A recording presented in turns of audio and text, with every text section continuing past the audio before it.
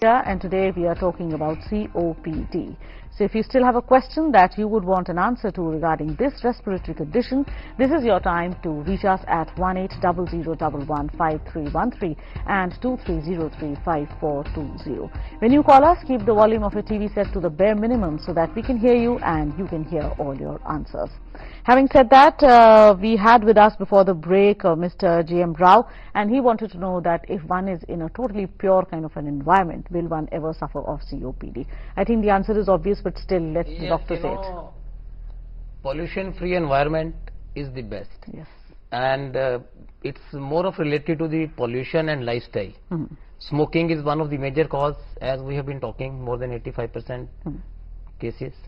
And healthy lifestyle like doing regular exercise 45 minutes a day, walking, jogging, cycling, indoor, outdoor, whatever you want, sit-ups, yoga, deep breathing exercises, they are very helpful to increase your lung compliance and function.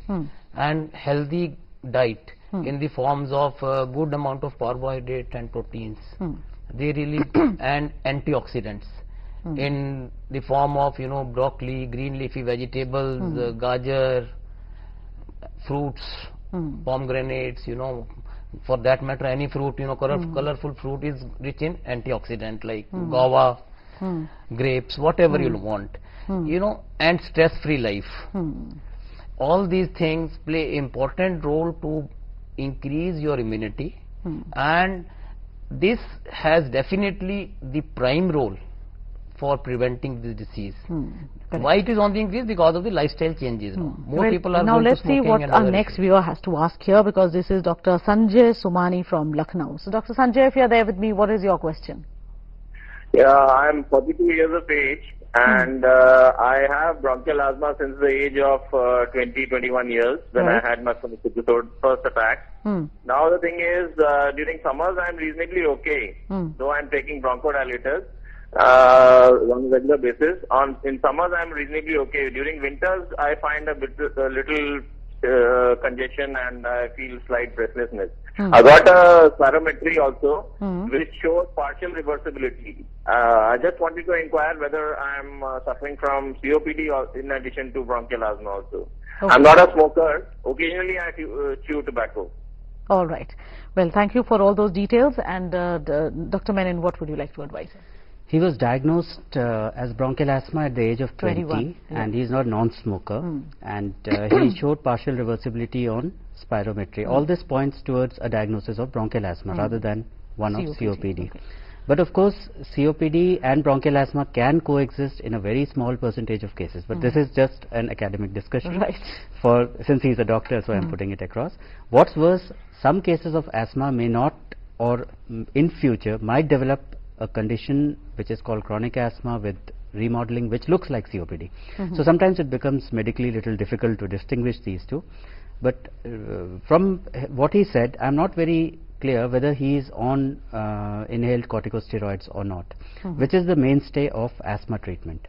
He said he is on bronchodilators and he gets some problem in winters. But I think as management of asthma involves use of inhaled corticosteroids, and that is the first stage of doing so.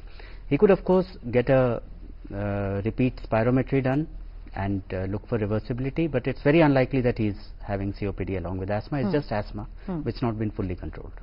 Correct. Well, now we are joined by Mr. Jacob from Chennai. So Mr. Jacob, if you're there with me, welcome to Healthy India. Good evening, madam. Yeah, please go ahead. My question is, small child, like 5 years or 4 years, they are prescribed Corex medicine for respiratory failure. They are not advising to taking Corex medicine in the prescription. They are not giving pharmacy the Corex medicine. Why this restriction? I would like to ask the question, doctor. Mr. Jacob, I don't think it has really anything to do with the COPD, and I'm sorry that we just cannot discuss a particular medicine on this show, so maybe you'll have to actually go to a doctor yourself and probably try and find the answer to whether you should be given Corex at all or not.